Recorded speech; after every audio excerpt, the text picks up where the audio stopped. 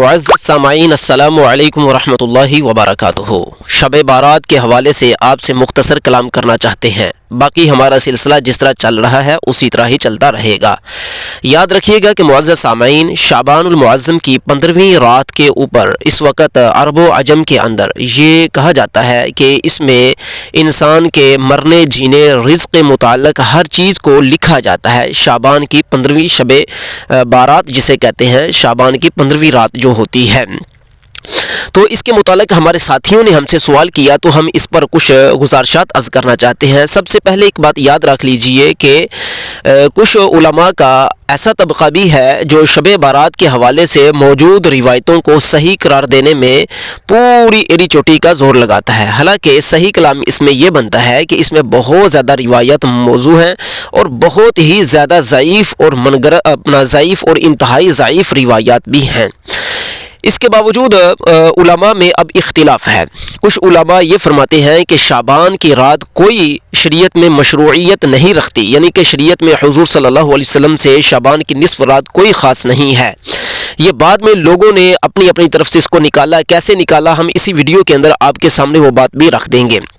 लेकिन यहाँ पर यह अर्ज़ करता चला जाऊँ कि उलमा ने इसके बावजूद इस रात में इबादत करने की रुख्सत दी है। उसकी वजह यह है रुख्सत देने की, उन्होंने ये कहा है कि इस रात को सिर्फ ख़ास ना किया जाए बल्कि सारी रातें ही अल्लाह ताला की इबादत के लिए रातें हैं। तो इबादत करने से हम किसी को नहीं रोक सकते, अलबत्ता ये कहना कि इसी रात में सब कुछ होता है, यही रात है और इसी रात को इबादत के लिए मखसूस कर लेना और बाकी किसी रात की तरफ न जाना, इसको बिदअत करार दिया गया है और ये इसको नाजायज़ और गैर मशरू अमर करार दिया गया है। लिहाजा अगर कोई बंदा इबादत करना चाहता है तो उसे चाहिए कि वो पूरा साल जब जब जिस रात उसके पास वक़्त हो उसे इबादत करनी चाहिए और जो ख़ास अक़ायद उसके इस रात के मुताल्लिक़ बन चुके हैं उन अक़ायद को उसे फेर देना चाहिए। क्योंकि जब आप हमारी वीडियो को मुकम्मल समाअत फरमा लेंगे, हमारी गुफ्तगू को तो आपको मालूम हो जाएगा कि यहाँ पर हम यहाँ पर कहना क्या चाहते हैं। याद रहे कि यहाँ पर बहुत ज़्यादा रिवायात, जिस तरह मैंने पहले अर्ज़ किया कि मौजू मनगरत हैं और ज़ईफ़ भी हैं और बहुत ही ज़ईफ़ हैं। उनके मुताल्लिक़ आजकल के उलमा कुछ ऐसे भी हैं कि जो बहुत एड़ी चोटी का ज़ोर लगाने के बाद उसको सही साबित करके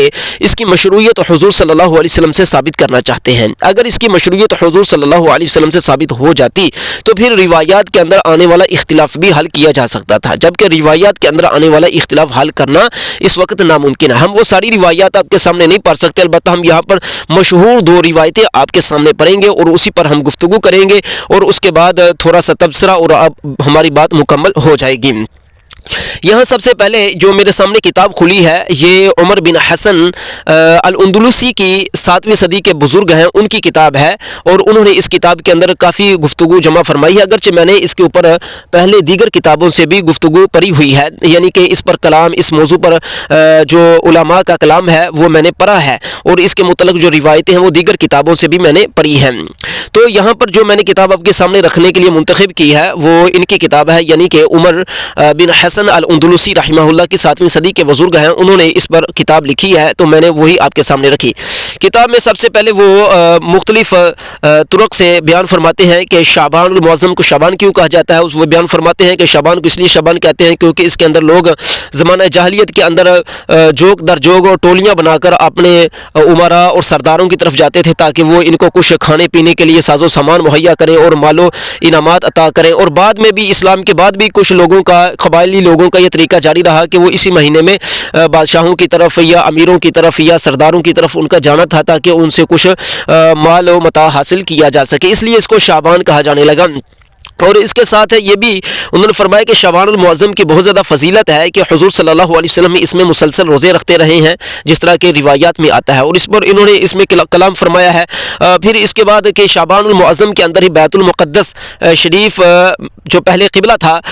उसको मक्कातुल मुकर्रमा काबा शरीफ की तरफ तहवील कर दिया गया था, यानी कि तहवील क़िबला जो है वो भी इसी महीने में वजूद में आया। इसी के साथ कि रमज़ान शरीफ की जो फ़र्ज़ियत है, रोज़ों की फ़र्ज़ियत, वो भी इसी माह मुबारक में अल्लाह ताला की तरफ से नाजिल हुई। तो यह जहाँ पर इस पूरे माह के कई फ़ज़ाइल हैं वहाँ पर इसमें एक रात को मखसूस कर लिया गया है जो कि उमर बिन जो हसन है इनके नज़दीक बिल्कुल ये बात दुरुस्त नहीं है कि, और इस पर उन्होंने उलमा का कलाम भी पेश किया और दीगर उलमा का भी इस पर कलाम है। अगरचे मैं ये कह चुका हूँ कि बाज़ उलमा ने इस रात को इबादत करने को मुस्तहब करार दिया है। वो कहते हैं कि ज़ईफ़ रिवायत जो होती हैं वो भी ان معاملات میں قابل قبول ہو جاتی ہیں، یعنی کہ عبادت کرنے کے لحاظ سے، کیونکہ مقصود عبادت ہے، لہٰذا روایات کے اندر جو اقتباس آ رہا ہے آپ اس کو عقیدہ نہ بنائیں، آپ نے عبادت ہی کرنی ہے تو آپ عبادت کریں، عبادت سے آپ کو کوئی روک سکتا نہیں ہے۔ لیکن اس رات کو مخصوص نہ کیا جائے، دیگر راتوں میں بھی جب جب موقع اور وقت ملتا رہے اس کو عبادت کے لیے اپنے حصے میں لانا چاہیے۔ تو یہاں پر وہ جو صاحب کتاب ہیں، محدث بھی ہیں، وہ حدیثوں کو اپنی سند سے باقاعدہ ذکر کرتے ہیں، اور یہاں پر وہ شب برات کے حوالے سے اپنی سندیں لے کر آئے ہیں، اور انہوں نے یہاں پر ایک سند لے کر آئے ہیں حدیث انس بن مالک خاتمی رسول صلی اللہ علیہ وسلم سے، یعنی کہ وہ روایت جو حضرت انس بن مالک رضی اللہ تعالی عنہ سے جو روایت مروی ہے، اور وہ حضرت ام المؤمنین ام عائشہ صدیقہ سے وہ روایت کرتے ہیں، اور اس کو وہ لے کر آتے ہیں اور اس کی باقاعدہ وہ سند بیان کرتے ہیں کہ مجھے کہاں کہاں سے یہ روایت ملی، کس کس شیخ سے میں نے یہ روایت سنی، اور کہاں کہاں سے مجھے یہ سب کچھ ملا۔ آخر میں وہ فرماتے ہیں کہ روایت جو ہے وہ کچھ اس طرح ہے کہ حضور صلی اللہ علیہ وسلم نے حضرت انس بن مالک رضی اللہ تعالی عنہ کو کسی کام کے متعلق حضرت عائشہ صدیقہ کے گھر میں بھیجا، تو اس کے متعلق حضرت انس بن مالک فرماتے ہیں کہ مجھے حضور صلی اللہ علیہ وسلم نے حضرت عائشہ صدیقہ رضی اللہ تعالی عنہا کے مقام آپ کے گھر شریف میں کسی کام کے لیے بھیجا، تو میں آپ صلی اللہ علیہ وسلم کے کہنے پر آپ کے گھر شریف میں گیا، تو میں نے جا کر اما عائشہ صدیقہ رضی اللہ تعالی عنہا سے عرض کیا کہ حضور آپ جلدی فرمائیے گا، کیونکہ حضور صلی اللہ علیہ وسلم نصف شعبان یعنی شب بارات کے حوالے سے کلام فرما رہے تھے، اس لیے میں نے واپس جلدی جانا ہے۔ تو وہاں پر حضرت عائشہ صدیقہ رضی اللہ تعالی عنہا حضرت انس سے فرماتی ہیں کہ اے انیس، پیار سے، یعنی اے انیس بیٹھ جاؤ، میں تمہیں نصف شعبان کے متعلق گفتگو بیان کرتی ہوں۔ تو نصف شعبان کے متعلق جو حضرت عائشہ صدیقہ نے گفتگو بیان فرمائی وہ یہ ہے کہ حضرت عائشہ صدیقہ رضی اللہ تعالی عنہا فرماتی ہیں کہ نصف شعبان المعظم کی شب بارات کی جو رات تھی، اس رات میں حضور صلی اللہ علیہ وسلم نے رات میرے ہاں قیام کرنا تھا، تو حضور صلی اللہ علیہ وسلم آئے اور میرے بستر پر لیٹ گئے، تو میں جب رات کو اٹھی تو میں نے حضور صلی اللہ علیہ وسلم کو اپنے بستر پر نہ پایا، یعنی کہ لیٹے تو تھے لیکن اب میں نے حضور کو اپنے بستر پر نہ پایا، تو پھر میں حضور صلی اللہ علیہ وسلم کے دیگر ازواج کے گھر میں تشریف لے گئی کہ ہو سکتا حضور کسی اور زوجہ کے پاس تشریف لے گئے ہوں، تو جب میں ان کے ہاں گئی تو مجھے وہاں حضور نظر نہیں آئے، پھر میں یہاں پر چلتی چلتی میں نے سوچا کہ شاید حضور صلی اللہ علیہ وسلم ماریہ قبطیہ رضی اللہ تعالی عنہا کے گھر میں تشریف لے گئے ہوں گے۔ تو جب مسجد نبوی شریف کے اندر داخل ہوئی تو میں نے وہاں پر حضور صلی اللہ علیہ وسلم کے منہ مبارک کو دیکھا، حضور صلی اللہ علیہ وسلم سجدے میں تھے، اور سجدے میں جا کر حضور ایک دعا پڑھ رہے تھے، وہ دعا یتی خیالی و سوادی و امن بک فؤادی و هذه یدی التی جنیت بها علی نفسی فیا عظیم وهل یغفر ذنب العظیم، یعنی کہ یہ ایک مکمل دعا ہے، الا الرب العظیم فاغفر لی ذنب العظیم فاغفر لی ذنب العظیم قالت ثم رفع راسہ۔ وہ فرماتی ہیں کہ حضور صلی اللہ علیہ وسلم یہ دعا پڑھ رہے تھے حالت سجدہ میں، حضور فرما رہے تھے کہ میرے خیالات، میری ذات، میرا دل، اے اللہ تجھ پر ایمان لایا ہے، جو کچھ میرے نفس نے کوئی گناہ کیا ہے، اے اللہ بڑے بڑے گناہوں کو بخشنے والا تو ہی ہے، تو ہی رب عظیم ہے، تو ہی بڑے بڑے گناہوں کو بخشنے والا ہے، لہٰذا اے اللہ میرے گناہوں کو بخش دے۔ پھر حضور صلی اللہ علیہ وسلم نے سر شریف اٹھایا اور حضور صلی اللہ علیہ وسلم نے پھر دعا کی، اے اللہ حب لی قلبا تقیا نقیا، اللہ مجھے پاک و صاف ستھرا دل عطا فرما، اور مجھے شرک سے بری دل عطا فرما، کفر سے بری دل عطا فرما، شقیاً اور شقی بدبختی سے بری دل عطا فرما، یعنی کہ مجھے ان تمام چیزوں سے پاک دل عطا فرما، یہ حضور صلی اللہ علیہ وسلم دعا فرما رہے تھے۔ پھر حضور صلی اللہ علیہ وسلم دوبارہ سجدے میں گئے، اور حضور صلی اللہ علیہ وسلم نے دوبارہ سجدے میں جا کر یہ دعا کی، یا اللہ میں تجھ سے وہی عرض کرتا ہوں جو حضرت میرے بھائی داؤد علیہ السلام نے عرض کیا تھا، وہ یہ کہ اے اللہ میں اپنے چہرے مبارکہ، اپنے چہرے کو مٹی میں ملتا ہوں، او اے اللہ تیرا یہ حق ہے، تو میرا سردار ہے، اے اللہ تیرا حق یہ ہے کہ تو میرے چہرے کو اپنی رضا سے ڈھانپ لے۔ پھر اس کے بعد حضور صلی اللہ علیہ وسلم نے جب یہ دعا مانگ لی تو اپنا سر اٹھایا، تو میں نے عرض کیا، حضرت عائشہ صدیقہ کہتی ہیں کہ میں نے حضور صلی اللہ علیہ وسلم سے عرض کیا کہ میرے والدین آپ پر قربان ہوں، میں یہاں ہوں اور آپ بھی یہاں ہیں۔ تو حضور صلی اللہ علیہ وسلم نے جب میرے قدموں کی آہٹ کو سنا تو حضور میرے حجرہ شریف میں داخل ہو گئے، یعنی حجرہ میں دوبارہ کمرے میں میرے گھر میں تشریف لے آئے، اور حضور نے فرمایا، یا حمیرہ، اے حمیرہ، کیا تمہیں نہیں معلوم کہ یہ رات نصف شعبان یعنی شب بارات کی رات ہے؟ اس رات میں اللہ پاک بنو کلب کی بکریوں کے برابر لوگوں کو جہنم سے آزاد فرما دیتا ہے۔ تو میں نے عرض کیا، یا رسول اللہ بنو کلب کی بکریاں؟ فرمایا ہاں، کہ عرب کے اندر اس قبیلے سے زیادہ بکریاں کسی کی نہیں تھیں، اور یہ کہ اس رات میں 6 بندوں کی بخشش نہیں ہوتی، ان میں سے ایک وہ بندہ ہے جو شرابی ہے، ایک وہ جو والدین کا نافرمان ہے، اور ایک وہ جو زنا پر ہمیشگی یعنی پر زانی ہے، ایک وہ جو जादूगर है, लोगों के ताल्लुकात को तोड़ने वाला है, रिश्तेदारियां तोड़ने वाला है, एक वो जो मुसव्विर है, तस्वीर बनाने वाला है, बुत बनाने वाला है, एक वो जो चुगलखोर है, चुगलियां करने वाला है। मोअज़्ज़ज़ सामीन, यहाँ पर ये रिवायत मुकम्मल होगी। मैंने जो आपके सामने रिवायत रखी उसको आपने सुन लिया। आगे थोड़ा सा इस रिवायत के बारे में कलाम करते हैं। देखिए, यहाँ पर मैं एक बात आपको अर्ज़ कर दूँ, जिन बंदों के नाम यहाँ पर जिक्र किए गए हैं कि इनकी बख्शिश नहीं होती, इन पर बाकायदा अलहदा से अहादीस मुबारका हैं, ठीक है ना। यहाँ पर इन बंदों को जोर तो दिया गया है, लेकिन इन पर बाकायदा अलहदा से अहादीस आई हैं, और एक हदीस नहीं कई अहादीस आ चुकी हैं। उस पर भी इंशाअल्लाह ताला जब कभी अल्लाह पाक ने चाहा हम कलाम करेंगे। यहाँ पर सुनिए कि ये किताब मुसन्निफ जो है वो फरमाते हैं, किताब के मुसन्निफ यानी उमर बिन हसन फरमा रहे हैं, जो 7वीं सदी के बुजुर्ग, फरमाते हैं कि ये हदीस मौजू है, मसनू है। इसमें एक इब्राहिम बिन इसहाक है जो खुद को हज़रत हंज़ला बिन अबी आमिर राहिब की तरफ मंसूब करता है, यानी कि हज़रत हंज़ला तो वो सहाबी रसूल हैं जो उहद शरीफ में शहीद हो गए थे। तो इनके जो वालिद थे ना हज़रत हंज़ला रज़ी अल्लाह ताला अन्हु को, इनको गसील मलाइका भी कहा जाता है हज़रत हंज़ला को। इनके जो वालिद थे अबू आमिर राहिब थे। जो अबू आमिर राहिब बंदा था ना, उसको हुज़ूर सल्लल्लाहु अलैहि वसल्लम ने फरमाया था कि ये अल्लाह का, उसके रसूल का दुश्मन है और ये फासिक है, और उसने इस्लाम कबूल नहीं किया था, वो हालत कुफर पर मर गया था। और जबकि हज़रत हंज़ला रज़ी अल्लाह ताला सहाबी रसूल हैं और उहद में ये शहीद हुए हैं। तो आगे चलकर कहते हैं कि ये जो इब्राहीम है, यानी कि जो खुद को हज़रत हंज़ला रज़ी अल्लाह ताला अन्हु की तरफ मंसूब करता है, इब्राहीम बिन इसहाक, ये जो इब्राहीम बिन इसहाक है,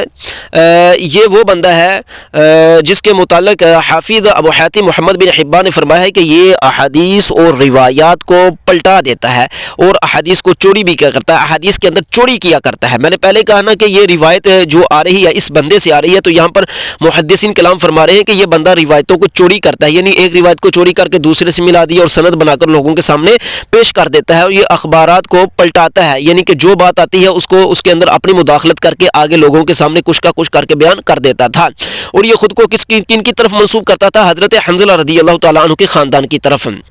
और ये जिस बंदे से रिवायत लेता है ना, उस बंदे का नाम है वहब, और वो सबसे बड़ा झूठा बंदा था, बहुत बड़ा झूठा बंदा था। और इसमें एक और रावी है सईद बिन अब्दुल करीम, ये मतरूक बंदा है। इसके मुतालिक अज़दी हाफिज़ अबुल फता ने फरमाया है कि ये एक मतरूक बंदा है, यानी कि अपनी तरफ से गप्पे छोड़ता है। ये दूसरा बंदा है इसकी सनद में जो आ रहा है।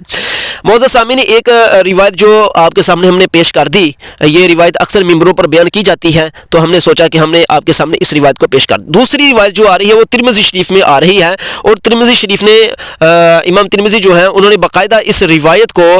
लैलत निस्फ़ हदीस लैलत निस्फ़ मिन शाबान मिन तरीक़िल हज्जाज बिन अरताद से लेकर आए हैं, और उन्होंने इस पर बाब बांधा है। बाब उन्होंने ये बांधा है मा जाअ फ़ी लैलत निस्फ़ मिन शाबान, ठीक है ना, उन्होंने ये कहकर बाब बांधा है। और इस बाब के अंदर वो जो रिवायत लेकर आए हैं ना, वो हज्जाज बिन अरताद से लेकर आए हैं।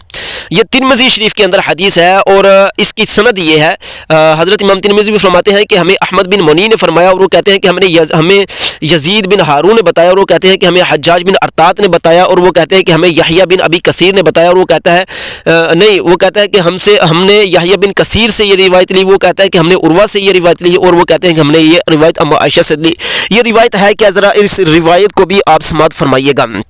ये रिवायत ये है कि हज़रत अम्मा आयशा सिद्दीक़ा रज़ी अल्लाह ताला अन्हा फरमाती हैं कि हुज़ूर सल्लल्लाहु अलैहि वसल्लम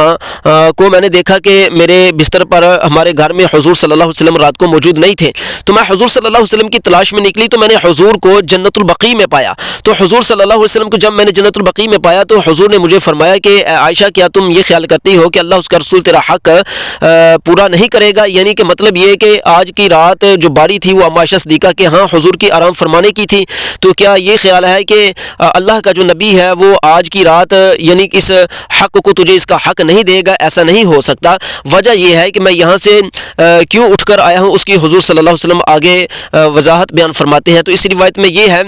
कि आगे से हज़रत अम्मा आयशा सिद्दीक़ा रज़ी अल्लाह ताला अन्हा अर्ज़ करती हैं कि या रसूलल्लाह सल्लल्लाहु अलैहि वसल्लम, मैंने सल्लल्लाहु अलैहि वसल्लम मैंने ये गुमान किया कि हो सकता है कि आप दीगर अज़वाज में से किसी और ज़ौजा की तरफ तशरीफ़ ले गए होंगे, तो इसलिए मैं इस तलाश में आपकी तरफ निकली थी। मुअज़्ज़ज़ सामीन, आपको पता होना चाहिए कि जन्नतुल बक़ी मस्जिद नबवी शरीफ के बिल्कुल करीब है, और हुज़ूर सल्लल्लाहु अलैहि वसल्लम की जो ज़ौजा अम्मा आयशा ज़ौजा आयशा हैं, عائشہ صدیقہ ہیں، ان کے اور دیگر ازواج کے جو حجرے تھے وہ بالکل مسجد نبوی شریف کے اندر ساتھ ہے، جو آج کل مسجد نبوی شریف کا حصہ بن چکے ہیں۔ تو یہ کوئی لمبا چوڑا وہاں سے سفر نہیں تھا، بالکل قریب قریب یہ تمام جگہ تھیں۔ تو حضرت عائشہ صدیقہ رضی اللہ تعالی عنہا نے عرض کیا کہ میں نے سوچا کہ حضور ہو سکتا ہے کہ آپ کسی دوسری زوجہ کی طرف تشریف لے گئے، اس لیے میں آپ کو تلاش کر رہی تھی۔ تو حضور صلی اللہ علیہ وسلم نے فرمایا کہ بات یہ ہے کہ اللہ رب العزت نے یہ جو رات ہے نصف رات شعبان کی، اس رات اللہ رب العزت آسمان دنیا پر نزول فرماتا ہے، اور اس میں اللہ پاک بنو کلب کی بکریوں کے برابر لوگوں کی مغفرت فرما دیتا ہے۔ اس کی یہ فضیلت ہے، اس لیے میں اس رات کو اللہ تعالیٰ کی بارگاہ میں دعا کر رہا ہوں، اور جنت البقیع میں حضور صلی اللہ علیہ وسلم جا کر دعا فرما رہے تھے۔ یہ بھی روایت عام ممبروں پر بیان کی جاتی ہے کہ حضرت عائشہ صدیقہ نے حضور صلی اللہ علیہ وسلم کو جنت البقیع میں پایا، اور حضور صلی اللہ علیہ وسلم نے عائشہ صدیقہ سے جنت البقیع میں یہ کلام فرمایا۔ یہ جو روایت ہے اس کے متعلق سنیے گا کہ امام ترمذی خود فرماتے ہیں کہ میں نے محمد سے یہ بات سنی ہے، وہ فرماتے ہیں کہ یہ حدیث جو ہے یہ حدیث بالکل کیا ہے، ضعیف ہے۔ سمعت محمد یضعف هذا الحدیث قال ترمذی فرماتے ہیں کہ میں نے محمد سے، اور یہ ایک نمبر حاشیہ یعنی کہ بخاری، امام بخاری سے میں نے سنا تھا کہ یہ حدیث ضعیف ہے۔ ترمذی فرماتے ہیں کہ میں نے امام بخاری سے سنا کہ یہ حدیث کیا ہے، ضعیف ہے۔ اچھا، آگے کہتے ہیں کہ یحییٰ بن ابی کثیر جو ہیں انہوں نے عروہ سے سماع حاصل نہیں کیا، اور محمد فرماتے ہیں یعنی کہ امام بخاری فرماتے ہیں کہ حجاج جو بندہ ہے اس نے یحییٰ بن ابی کثیر سے کچھ نہیں سنا، اور یہ روایت مقطوع ہے، یعنی کہ یہ جو کتاب کے مصنف ہیں یہ فرما رہے ہیں کہ یہ روایت بھی مقطوع ہے، کسی صحابی سے یہ روایت مروی ہے، نہ اس کی اجازت مروی ہے، نہ یہ روایت ہے، اور اس میں حجاج جو بندہ ہے یہ کوئی حجت والا بندہ نہیں، یہ کوئی قابل حجت بندہ نہیں کہ اس کی بات کو قبول کر لیا جائے، کیونکہ فقی ابو یحییٰ ساجی فرماتے ہیں اپنی کتاب الجرح میں کہ حجاج ایسا بندہ ہے کہ جس کی احکام اور فروج میں کوئی حجت نہیں ہوتی۔ اور اسی طرح حافظ ابو جعفر العقیلی فی تجریح میں فرماتے ہیں کہ حجاج بن ارطاط جو بندہ ہے یہ ابو ارطاط نخی کوفی ہے، اور یہ وہ بندہ ہے، اس کے متعلق انہوں نے مزید اضافہ فرمایا کہ یہ وہ بندہ ہے کہ جس کی روایتیں نہیں لینی چاہیے، یعنی کہ یہ متروک شخص ہے۔ اسی کے ساتھ ساتھ عبداللہ بن مبارک سے بھی یہ بات آئی ہے، وہ فرماتے ہیں کہ حجاج جو بندہ ہے یہ یدلس و تدلیس کرتا ہے، یعنی کہ فریب اور دھوکہ لوگوں کو دیتا ہے، ٹھیک ہے نا۔ یعنی کہ یہ جو امام ترمذی کی روایت آئی ہے حضرت عائشہ صدیقہ میں، اس میں جو سند آ رہی ہے اس کے اندر جو حجاج بن ارطاط ہے یہ ایک تدلیس کرنے والا بندہ ہے، اور یہ ہمیں روایت بیان کرتا ہے عمر بن شعیب سے، اور عمر بن شعیب سے جس سے وہ روایت بیان کرتا ہے وہ روایت بیان کرتے ہیں محمد العرزمی سے، اور عرزمی جو ہے یہ متروک شخص ہے۔ اسی طرح عقیلی نے عبداللہ بن احمد کے متعلق عبداللہ بن احمد سے بیان فرمایا، یعنی کہ یہ بات لی، اور انہوں نے اپنے والد سے اور انہوں نے یحییٰ سے یہ بات سنی، انہوں نے فرمایا کہ جو حجاج ہے اس نے زہری کو دیکھا ہی نہیں ہے۔ اس کے اوپر کافی لمبا کلام بھی ہے کہ انہوں نے زہری کو دیکھا ہی نہیں، تو روایت کہاں سے انہوں نے لے لی؟ تو یہاں پر جو حشیم وہ فرماتے ہیں کہ ہم حجاج بن ارطاط کے گھر میں داخل ہوئے تو انہوں نے کہا کہ گواہ ہو جاؤ کہ میں نے تو زہری سے کوئی چیز لی ہی نہیں، میں نے سنا ہی نہیں ہے، یعنی کہ میں نے امام زہری کو کوئی بھی گفتگو کرتے ہوئے سنا نہیں ہے۔ یاد رہے کہ معزز سامعین یہ دو روایتیں تھیں جس پر ہم نے کلام کر دیا، اور یہ دو روایتیں کافی زیادہ مشہور و معروف ہیں۔ اب آگے چل کر ہم نے تیسری بات کو آپ کے سامنے رکھنا اور گفتگو کو سمیٹنا، کیونکہ ہم نے یہاں پر گفتگو کو لمبا نہیں کرنا تھا۔ تیسری بات یہ ہے کہ قرآن مجید کی آیت ہے اِنَّا أَنزَلْنَاهُ فِي لَيْلَةٍ مُبَارَكَةٍ إِنَّا كُنَّا مُنذِرِينَ۔ اس کے متعلق تفسیرات میں یہ کہا گیا ہے کہ اس میں اس سے مراد کون سی رات ہے؟ اس سے مراد شعبان المعظم کی نصف رات ہے، یعنی کہ فی لیلۃ مبارکہ سے مراد نصف رات ہے شعبان کی، جسے شب برات کہتے ہیں۔ تو یہاں پر یاد رکھا جائے کہ یہاں سے مراد شب برات نہیں بلکہ لیلۃ القدر ہے۔ اس کے متعلق صاحب کتاب جو ہیں عمر بن حسن الاندلسی وہ فرماتے ہیں کہ یہ قرآن مجید کے اوپر اس طرح کی تفسیر کر کے جھوٹ بولنا ہے، اور جب کیونکہ قرآن مجید نے جب خود بیان فرما دیا ہے کہ قرآن شعبان میں نازل ہوا ہی نہیں، قرآن تو رمضان المبارک میں نازل ہوا ہے، جس طرح کہ شہر رمضان الذی انزل فیہ القرآن والی آیت ہے، اسی طرح سورۃ القدر کے اندر باقاعدہ اس کے بارے میں پورا بیانیہ موجود ہے۔ تو لہٰذا لیلۃ المبارکہ جو ہے مبارک رات جو ہے وہ اسے نصف شعبان مراد نہیں بلکہ اسے لیلۃ القدر مراد ہے، کیونکہ اس کے متعلق حضرت عبداللہ بن عباس بھی فرماتے ہیں کہ لیلۃ القدر کی رات میں قرآن مجید آسمان دنیا پر من جملہ نازل کیا گیا تھا، اور امام مجاہد نے فرمایا ہے کہ اس رات میں یعنی کہ لیلۃ القدر کی رات میں اللہ پاک کی طرف سے فیصلے نازل ہوتے ہیں۔ اور سورۃ الدخان جو ہے اس میں سعید بن جبیر ہے، اسی آیت کے تحت جو سورۃ الدخان کی آیت تھی نا، اس کے سعید بن جبیر فرماتے ہیں کہ یہ جو رات ہے نا جس کا ذکر قرآن مجید میں لیلہ مبارکہ کے ساتھ کیا گیا ہے، یہ وہ رات ہے کہ جو لیلۃ القدر والی رات ہے، اور اس میں حاجیوں کے نام، اسماء، ان کے والدین کے نام، سب کچھ اس میں لکھا جاتا ہے اور کسی چیز کو کم نہیں کیا جاتا، گویا کہ یہ لیلۃ القدر اس سے مراد ہے۔ تو لیلۃ القدر کے حوالے سے بات آئی تو امام حسن بصری سے عرض کیا گیا کہ حضور لیلۃ القدر کب ہے؟ تو آپ نے فرمایا کہ لیلۃ القدر رمضان، عرض کیا گیا کہ حضور لیلۃ القدر جو ہے وہ رمضان شریف کے پورے مہینے میں ہے یا کسی خاص مخصوص رات میں ہے؟ تو آپ فرماتے ہیں کہ ہاں، کہ یہ رمضان شریف کے پورے مہینے میں کسی ایک رات میں ہو سکتی ہے، اور اسی رات میں ہی تو امر جو اللہ تعالیٰ کی طرف سے ہے وہ معاملات متفرق ہوتے ہیں، یعنی کہ فرشتوں کے ذمہ یا جس کے ذمہ بھی جو آئندہ سال کے کام ہونے ہوتے ہیں وہ ان لوگوں کے ذمہ لگائے جاتے ہیں، اسی رات میں ہی لگائے جاتے ہیں، اور اسی رات میں ہی اللہ پاک موت کے متعلق فیصلہ فرماتا ہے، عمل کے متعلق فیصلہ فرماتا ہے، رزق کے متعلق فیصلہ فرماتا ہے، خلق کے متعلق یعنی کہ پیدائش کے متعلق، ہر چیز کے متعلق جو ہے اللہ تعالیٰ اسی رات میں یعنی کہ لیلۃ القدر میں فیصلہ فرماتا ہے۔ اب یہ کہنا ہے کہ یہ شب برات میں فیصلہ ہوتا ہے، یہاں سے جو مصنف ہیں، جو 7ویں صدی کے بزرگ ہیں، وہ اس کا رد کر رہے ہیں کہ ایسا نہیں ہے، اور یہی بات امام ابو الحسن العوفی نے بھی فرمائی ہے، اور انہوں نے اپنی تعدیل و تجریح کی کتاب جو ہے ان کی، اس میں انہوں نے فرمایا ہے کہ یاد رہے کہ نصف شعبان کے متعلق کوئی بھی حدیث صحیح موجود نہیں ہے، ولیس فی حدیث لیلۃ النصف من شعبان حدیث یصح، ٹھیک ہے نا، کوئی بھی حدیث جو ایسی ہو کہ صحیح ہو نصف شعبان کے متعلق کوئی بھی روایت صحیح نہیں ہے، لہٰذا اللہ کے بندوں کو اس سے بچانا چاہیے، اور جو لوگوں نے اپنی طرف سے روایت بنا کر جو اسلام اور شریعت اور حضور صلی اللہ علیہ وسلم کی طرف نافذ کی ہیں، ان کو چھوڑ دینا چاہیے، اور لوگوں کو بتانا چاہیے کہ اس کو مشروعیت خیال نہ کریں، یعنی کہ یہ نہ خیال کریں کہ اس کے متعلق حضور صلی اللہ علیہ وسلم کا باقاعدہ حکم ہے، بلکہ اگر یہ خیال کیا جائے گا تو یہ تو شریعت کے اندر اپنی طرف سے بات ٹھونسنا ہے اور شیطان کی پیروی کرنا ہے، اور شیطان اسے خوش ہوگا، کیونکہ اس کے متعلق اللہ پاک نے کوئی اللہ پاک نے دلیل نازل نہیں فرمائی، تو کس طرح اس کا ہم ذکر اس پر عقیدہ رکھ سکتے ہیں؟ اور مزید یہ کہ امام ابو بکر محمد بن الولید الفہری الطرطوشی نے اپنی کتاب الحوادث والبدع میں ذکر فرمایا ہے کہ شب برات کی کوئی اصل نہیں، اس رات کی کوئی اصل باقی نہیں ہے، نہ یہ سنت سے ثابت ہے، نہ اجماع سے، نہ وغیرہ سے، بلکہ اس کے متعلق تو ابو محمد المقدسی نے بیان فرمایا تھا، یہ انہوں نے اپنی کتاب امام ابو بکر محمد بن الولید الفہری الطرطوشی جو ہے انہوں نے یہ ذکر فرمایا کہ ہمیں تو ابو محمد المقدسی نے یہ بیان فرمایا تھا کہ لوگ جو اس سے پہلے تھے، نہ تو وہ 27 رجب کو راتوں کو جاگتے تھے، اور نہ وہ شعبان کو جاگتے تھے، نہ یعنی کہ جاگنے سے مراد یعنی کہ پوری رات عبادت کرنا، صرف انہی راتوں کو مخصوص کرنا۔ یہ کب یہ کام شروع ہوا تھا؟ یہ 448 میں کام شروع ہوا سب سے پہلے، اور اس کام کو شروع کرنے والا جو بندہ تھا وہ نابلس کا رہنے والا تھا، اور اس کو ابن ابی الحمرا کہا جاتا تھا، اور وہ بیت المقدس میں آتا ہے، بڑی اچھی تلاوت کر لیتا تھا، اس نے لوگوں کو ایک شخص اس کے گرد جمع ہوا تلاوت سننے کے لیے، 2 3 4 اسی طرح اس کے گرد لوگ جمع ہوتے رہے اور وہ تلاوت کرتا رہا، اور یوں یہ سلسلہ جو ہے وہاں سے چل نکلا، اور پھر اس رات انہوں نے تلاوت کی، اور یہ پورا سلسلہ جو ہے لوگوں کے اندر رائج ہو گیا، اور آہستہ آہستہ آئندہ سالوں میں دیگر ممالک اور علاقوں میں بھی جو ہے یہ سلسلہ پھیلنا شروع ہو گیا۔ تو یہ سب سے پہلے اس نے شروع کیا۔ آگے چل کر یہ فرماتے ہیں کہ یہ سلسلہ جو ہے در حقیقت یہ مسلمانوں کا طریقہ نہیں تھا،